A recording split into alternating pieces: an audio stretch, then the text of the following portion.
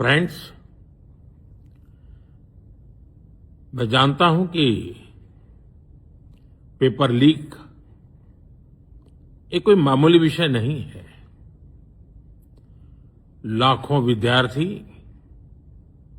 और उनके अभिभावकों के लिए बहुत ही पीड़ादायक है और इसलिए पेपर लीक घटना से अब तक पिछले 2.5 महीनों में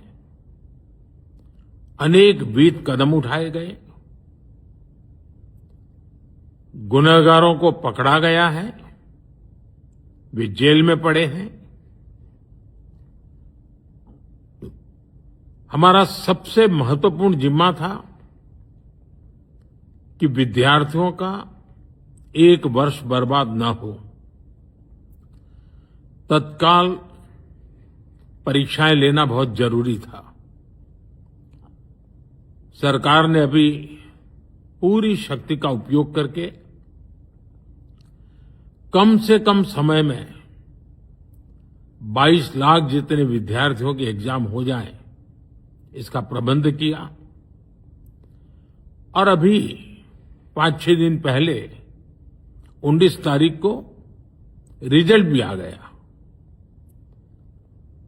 और देश भर में उत्तीर्ण हो गए विद्यार्थियों की खुशियों की खबरें भी आ रही हैं।